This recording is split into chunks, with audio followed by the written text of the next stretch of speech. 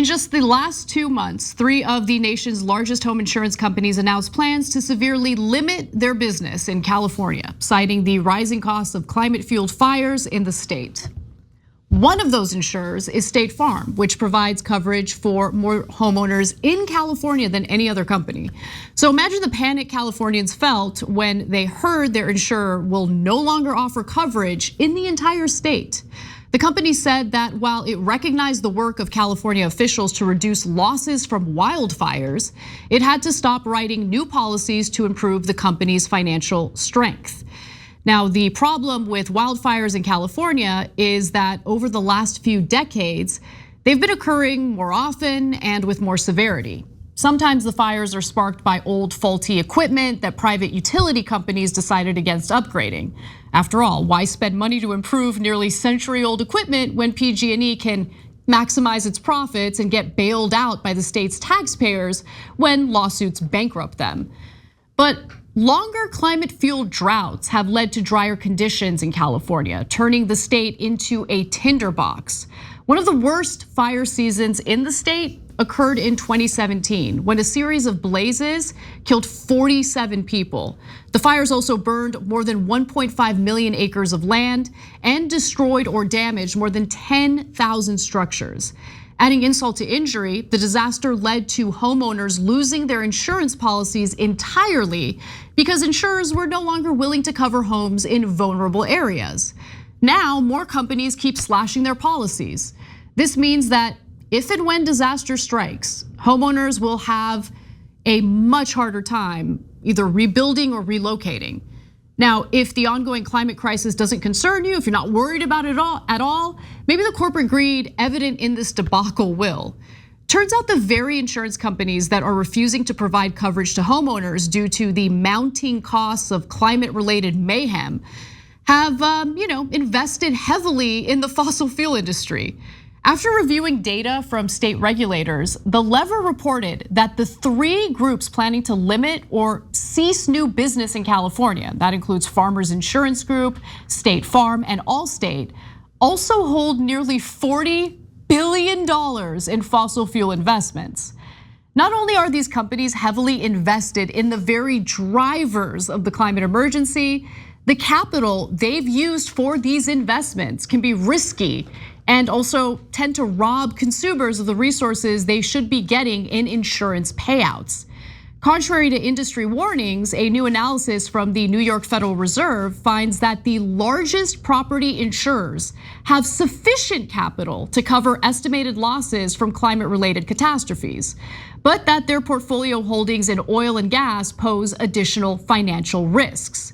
And instead of considering how their investments have contributed to the climate crisis, the industry is pushing for deregulation to free up their ability to engage in even more profit-maximizing business practices. The Lever notes that insurers have offered an ultimatum. In order to continue writing homeowner policies, insurers and their lobbying groups are now demanding that regulators relax California's laws protecting consumers from price gouging. Now, let's go back a little bit, because about 35 years ago, voters in California passed something called Proposition 103, which required insurers to seek approval from state regulators before raising insurance rates for consumers. The proposition also allowed consumers to challenge the reasons cited for the proposed price hikes. Now, obviously, insurance companies absolutely hated the passage of this proposition. In a public hearing just last Thursday, Allstate representatives made the ultimatum explicit, telling regulators that their presence in the state depends on being permitted to pass more costs onto consumers and use black box risk models currently disallowed under rate transparency rules. But I'd venture to say that these regulations are especially important at the moment because they allow us to challenge their current business decisions and, more importantly, their investments. If these companies played a role in the climate emergency, are we really okay with them turning around and harming ordinary people further by pulling the rug out from underneath them or by increasing their premiums? And these insurance companies don't just invest money in fossil fuel projects. They actually serve as gatekeepers because their coverage is required for large-scale oil and gas projects to proceed. According to Carly Fabian, who's an insurance policy advocate for Public Citizen, insurers could have started phasing out fossil fuel coverage decades ago. Instead, they're backing away from homeowners while continuing to support new oil and gas projects. Last month, the US Senate Budget Committee launched an investigation into this issue, asking 7 insurers to disclose how they invest and underwrite fossil fuels. But the insurance industry is mostly regulated on a state-by-state basis, and California isn't the only state where the climate crisis is quickly morphing into a serious financial burden for Americans. In fact, it's likely that the Golden State is beginning to see the early signs of a problem Floridians have already been riddled with. While the state has always had hurricanes, in recent years they've become more frequent and severe, and much like the severity of fires in California, the increasing severity of hurricanes in Florida has been tied to the climate emergency. Over the years, Floridians have found it increasingly difficult to find storm coverage because big insurers have just left the state entirely. Farmers Insurance also plans to cancel about 1/3 of its homeowner policies in the Sunshine State, where consumers are already paying nearly triple the average rate nationwide. Now they're being told that their premiums are expected to increase by another 40% this year. And that's despite the passage of a raft of the insurance industry's preferred measures by the Florida legislature in the last year, including a law that will make it harder for homeowners to sue insurers that wrongfully delay, deny, or underpay claims. Now, while the industry has blamed frivolous lawsuits as the culprit of rising costs in Florida, autopsies of bankrupt insurers have pointed to bloated executive payouts as a key issue.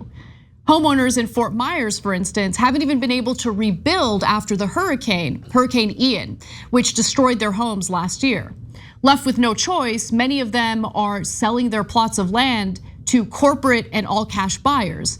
Making matters worse, the smaller private insurers that remain are struggling to stay afloat. So the state government came up with a solution that worked until it didn't.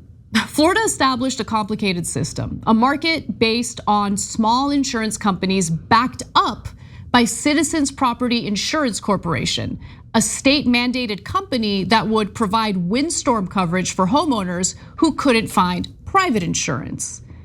But then came Hurricane Irma.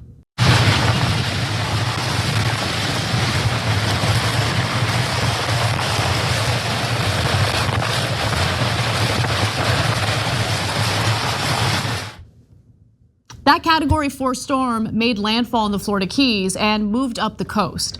Irma was the first in a series of storms that devastated parts of the state.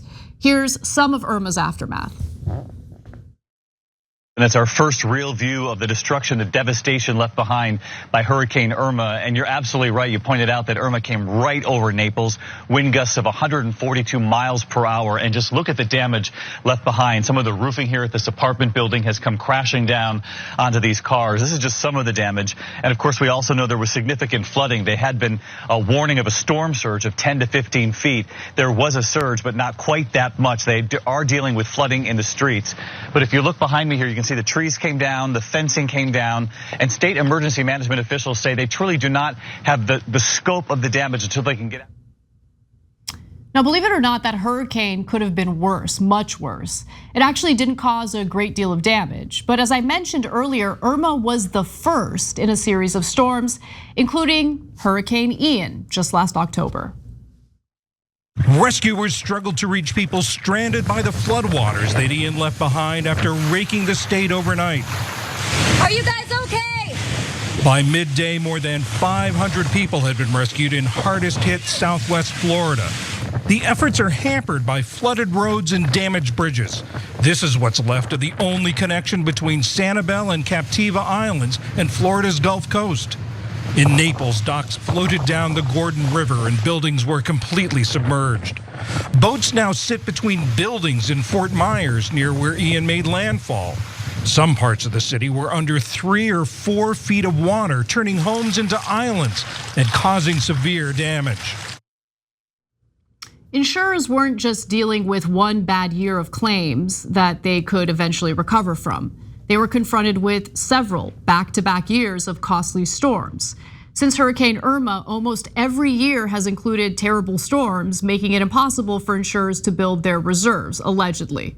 Now, as a result, more Floridians left the private market for Citizens, which has become the state's largest insurance provider. But it has its limitations. Citizens won't cover homes with a replacement cost of more than $700,000 or $1 million in Miami-Dade County and the Florida Keys.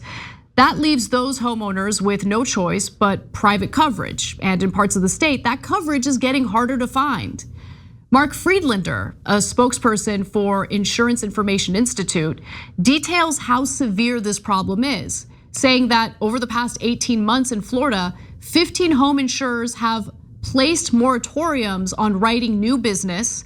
4 carriers have announced plans to voluntarily withdraw from the market, and 7 companies have been declared insolvent.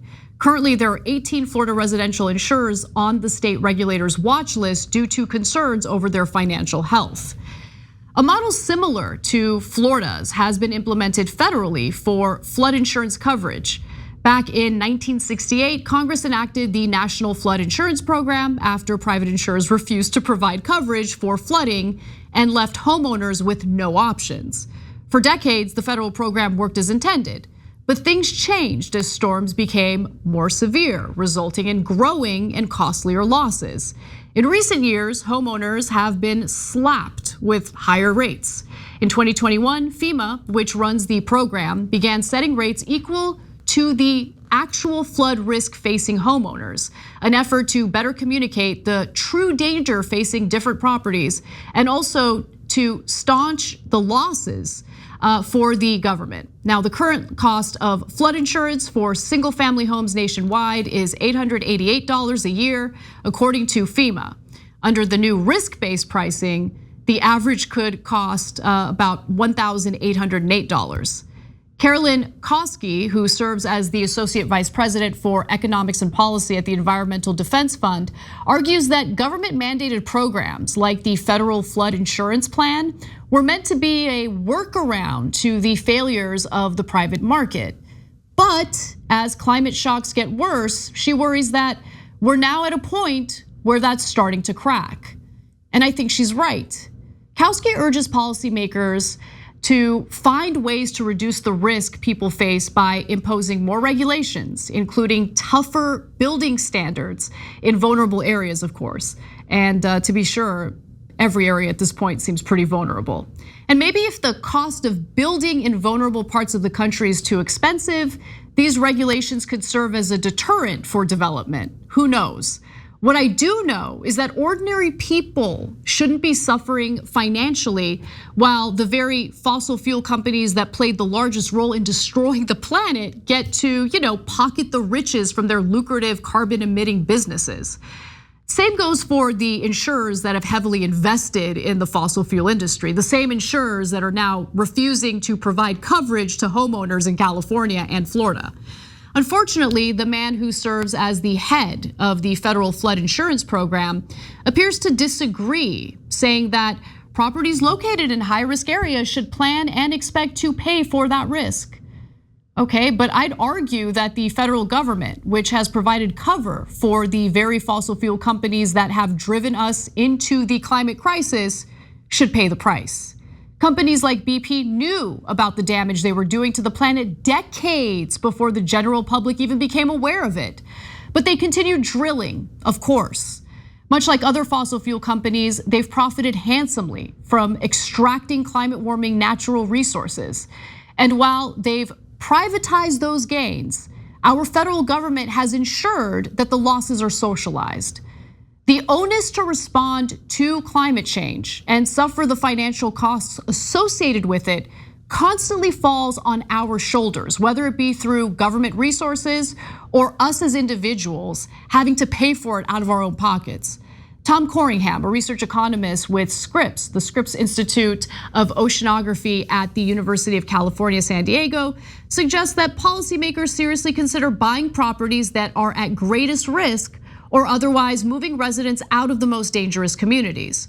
He rightly points out that we can't just rely on the free market to sort things out.